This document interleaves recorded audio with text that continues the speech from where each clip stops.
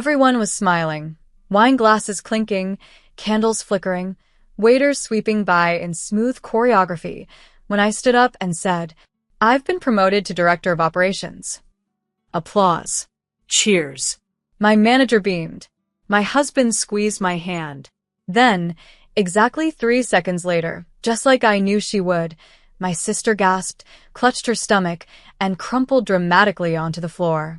"Oh God, not again," someone whispered. Chaos erupted. Chairs scraped. A waiter dropped a glass. My mom shouted for water.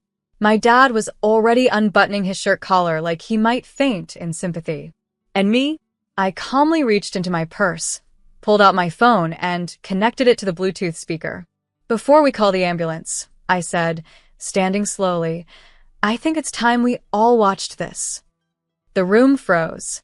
I tapped play, and there she was, 20 minutes earlier, in the parking lot, laughing with her boyfriend, clutching her iced latte and saying, "As soon as she announces it, I'm going down."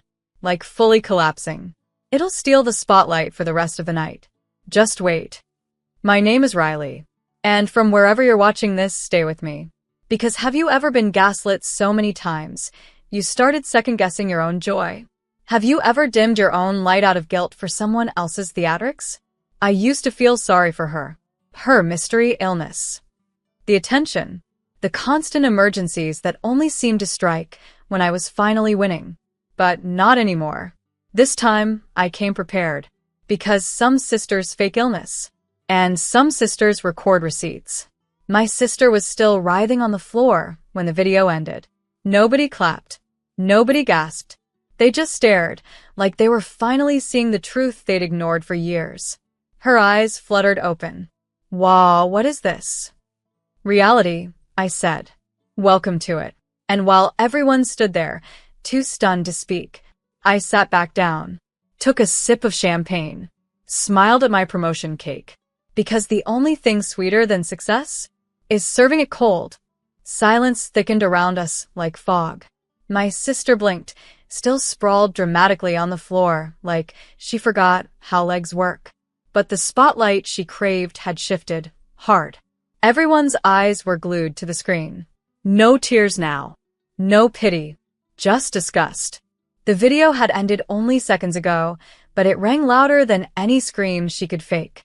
She sat up slowly, brushing imaginary dust from her designer blouse, voice trembling. "I was joking," she stammered. "You seriously recorded me? That's messed up, Riley." "No," I said calmly, leaning back in my chair. "What's messed up is faking a collapse every time I succeed." My mother stepped forward, still clutching the napkin she'd grabbed in the panic. "Honey, was that really?" "Yes, Mom," I said. That was 5 minutes before dinner, right before she parked in a handicapped spot she doesn't need and smiled the whole way in. My sister's boyfriend looked like he wanted to crawl under the table. He didn't speak.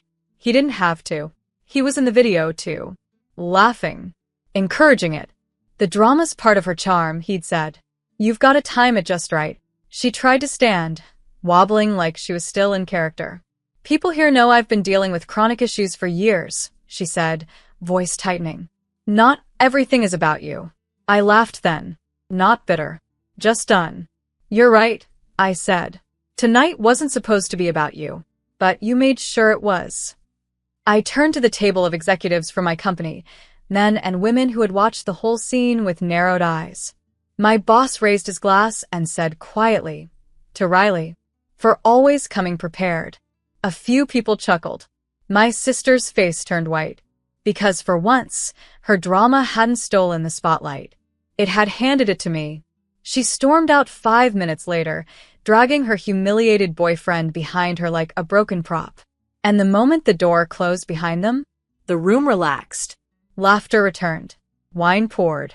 And my father, quiet and skeptical for years, clinked his glass to mine and said, "I'm sorry we let her do that to you for so long."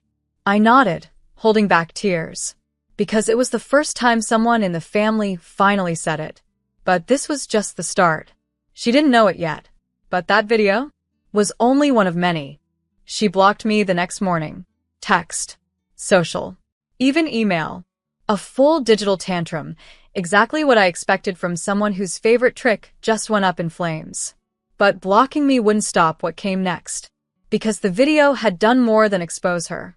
It unlocked something. I started getting messages, quiet ones, private ones, from people I hadn't spoken to in years. Cousins, childhood friends, even one of her ex-boyfriends. All of them saying the same thing. I saw the clip. I've been waiting for someone to finally call her out. They told me stories. So many stories. How she faked a panic attack at someone's baby shower because the attention was off her. How she pretended to faint at grandma's memorial because I was asked to read the eulogy.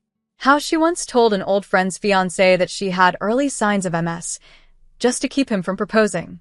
I sat on my couch, scrolling through messages, each one peeling back another layer. And with each one, I stopped feeling like the villain in her drama. I started feeling like the historian. And I was done letting her write the script. I compiled the messages, the stories, the screenshots. Not to post, not to shame, but to protect myself, because I knew her next move wouldn't be apology. It would be retaliation. And sure enough, 3 days later, I got the call. It was my mother. Riley, your sister's telling everyone you doctored the video. That it was fake. I closed my eyes, let the heat rise, then fall. Of course she was. The truth didn't work in her world, so she bent it until people believed they imagined what they saw. Do you believe her? I asked quietly. My mother paused. Then no, not anymore. That silence between us? That was 20 years of being told I was too sensitive. And it finally broke. Good, I said, because I've got more where that came from. She gasped. Riley, are you going to ruin her? I looked at the folder of files on my desk. The carefully saved memories of chaos I didn't create, but was always asked to clean up. No, I said. I'm not going to ruin her. I'm going to let her ruin herself, this time, in front of everyone. It didn't take long for her version of the story to spread. She edited it. She ambushed me. She's always been jealous. I watched it happen in real time, group chats lighting up, distant relatives suddenly liking her sad little cryptic posts, old friends sliding back into her corner like she hadn't burned them years ago. But this time, no one called to ask me for my side, because I'd already shown it. On video. On record. With proof. And her tantrum wasn't getting the reaction she was used to. No sympathy. No flowers. Just silence. Which made her spiral. She texted my dad next. I'm worried about Riley. This obsession with hurting me isn't normal. He sent me a screenshot. She always flips it like this, he wrote. You okay? I replied. I'm not hurting her. She's just finally feeling what truth sounds like. And I was more than okay. I was focused. Because I had a plan. I'd already been contacted by a wellness podcast, one that focused on mental health and family dynamics. They saw the video. They saw the comments. And they wanted me. Not for drama. For truth. Talk about how people like your sister use illness as currency, the host said on the call. Your story resonates. You're not alone. And I wasn't. Hundreds of women had DM'd me since the dinner. Each one saying the same thing. My sister did this too. My mom still makes me apologize. I thought I was crazy. So I said yes. And when the episode aired, I told everything. The fake fainting at my scholarship banquet. The panic attacks that only happened when I was thriving. The way my family always said, just let her have this, Riley. Don't make a scene.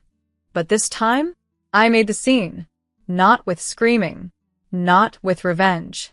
With truth. And the best part? At the end of the episode, the host asked, what would you say to your sister if she were listening right now? I paused. Then said, I don't need you to change. I just need you to know I won't bleed quietly for you anymore. And when that clip went viral, she finally stopped trying to play the victim. Because the internet doesn't forget. And neither do little sisters who learn to carry receipts instead of resentment. I knew she'd show up eventually. And when she did, it wasn't with flowers. It was with fury. She cornered me outside a bookstore downtown, of all places. I'd just finished signing copies of the podcast feature that had been published as an essay. The line had stretched around the block. She waited until the last person left. "Riley," she hissed, sunglasses still on, even though the sky was overcast. "You need to stop this." I looked at her. Really looked. She was unraveling. Hair pulled too tight. Lipstick smudged. Designer tote hanging off her arm like a costume that didn't fit anymore. "I haven't said your name once," I said. "You're the one who keeps confirming it's about you. Don't play innocent. You humiliated me in front of our entire family." "No," I said, folding my arms. "You humiliated yourself. I just played back the footage." She stepped closer. "You think you're the hero now, just because you got lucky with a recording?" "Not lucky," I said, voice even. "Prepared." She scoffed. "You've always been so obsessed with control. You think this makes you powerful." I took a deep breath, and then said the thing I never thought I'd say out loud. "I don't want power over you. I just don't want to live under you anymore." She blinked. For the first time, her mouth didn't move, because it wasn't about the video, or the dinner, or the podcast. It was about finally saying the thing I swallowed for years, that her chaos wasn't my responsibility, that her pain wasn't a free pass to erase mine, that I could love her from a distance she couldn't damage me from. "You ruined our family," she whispered. "No," I said. "I just refuse to let you keep ruining me." She didn't have a comeback. She turned, walked away, and for the first time in my life, I didn't chase her. Because healing isn't a speech. It's a boundary. And mine was finally cemented. That night, I tucked my phone into a drawer, lit a candle, sat down with tea. No recording. No evidence. No audience. Just peace. The kind that doesn't need proof. Because my story was no longer about exposing her. It was about reclaiming me. It was my mother who called next. Voice tight. Tone rehearsed. "Riley," she said, "can we talk? Just us." I almost didn't answer. But some part of me, the child still waiting to be seen, still picked up. She didn't waste time. "Your sister's struggling. She's not leaving the house. She feels targeted." I closed my eyes, counted to 3. "Mom, she was the target of her own arrow." She sighed. "You've made your point," she said, like this was some game we were playing. "Do you want to lose your family over this?" There it was. Not "I'm sorry we let her steal from your life." Not "I wish we'd protected your joy." Just the usual. "Your boundary is the problem." I leaned back in my chair and stared at the ceiling. "You think I want to lose my family?" I said. "Do you know how many times I've dimmed myself to keep this fragile thing stitched together?" "Riley, it's not that simple." "Yes, Mom, it is. Every time I got a win, she found a way to collapse into it. Every time. And you all told me to understand, to share, to be kind." Silence. "Did you ever once tell her to stop?" She didn't answer. So I kept going. "She's not the victim here.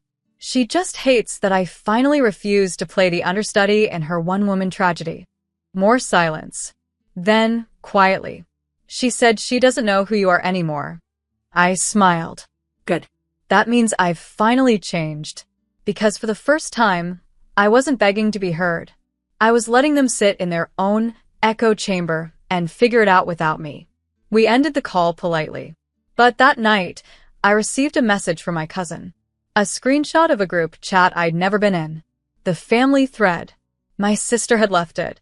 My mother had gone quiet. And someone had written, "Honestly, Riley was right." 3 words. Nothing flashy. But they landed harder than any spotlight. I closed the message. Sat with it. Not in triumph. In truth. Because I wasn't trying to destroy my sister. I just stopped letting her destroy me quietly. It happened on a Wednesday. I was walking out of a community center, fresh from a panel on emotional boundaries, when I saw the note tucked under my windshield. Folded in half. No name. Just one sentence. "I'm sorry. I don't know who I am without being the one who hurts you." I knew the handwriting. My sister slanted, chaotic loops, beautiful, Desperate, messy, just like her. I stared at it, not with anger, but with a stillness that comes when the storm finally runs out of things to throw. Because I realized that line wasn't a trap.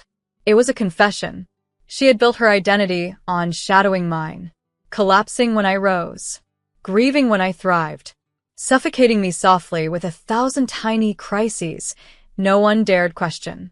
And now, there was nothing left for her to pull from, because I'd cut the cord. I didn't text her. I didn't post it. I didn't even tell my mother. I just folded it once more and dropped it into my desk drawer next to the old family photos I used to keep out of guilt. Later that night, I sat with my daughter on the couch, helping her practice a speech for school. "What's it about?" I asked. "Standing up for yourself," she said, "even if it makes people uncomfortable." I smiled. "That's a powerful thing," I said. She grinned. "I learned it from you." And that was the moment I knew. The cycle had broken. Because I didn't just protect my own joy. I taught the next version of me how to own hers. Across town, I imagined my sister staring at her screen, watching her likes dry up, her messages slow down, her identity, wrapped in drama, peeling off, layer by layer. But I didn't feel pity. I felt peace. Because I wasn't winning in her game. I'd left the table. And the life I was building now, it didn't need a villain. It just needed truth. The final shift wasn't loud. There was no confrontation, no screaming match, no late-night door pounding like in the past. Just a quiet, irreversible moment. A family wedding. Not hers this time. Our cousins. She came alone, sat in the back, didn't make a scene. I watched her from across the room. She didn't speak to me. Didn't approach. Didn't steal the mic during speeches, or stage a fainting spell during the cake cutting. She just watched. And for once, she didn't try to twist the room around her gravity. Maybe she was tired. Or maybe she finally realized that no one was orbiting her anymore. I stood to give a toast. A real one. Not the kind interrupted by performative gasps or attention seizures. The crowd listened, clapped, smiled, and she stayed seated. After the wedding, as I was walking to my car, I found her waiting by the exit. She looked smaller, older, like she'd finally seen the mirror she spent years running from. "I liked your speech," she said. I nodded. "Thanks." A pause. "I'm not asking to come back in," she said. "I just wanted to say, I know what I was, what I did." I studied her face. For the first time, I didn't see the version of her I had to protect myself from. I saw a person learning to stand without a spotlight. "I'm not angry anymore," I said. "Good," she whispered. "You looked lighter up there." I smiled faintly. "I am." We stood in the quiet. No hugging. No crying. No apologies begging to be accepted. Just two women on opposite ends of a long, complicated history. "I wish we could have been something better," she said. "We still can," I replied. "Just separately." She nodded. And that was it. She walked to her car. I walked to mine. And for the first time in years, I didn't look back. Because healing isn't about making people pay. It's about making yourself free. And I was. Finally.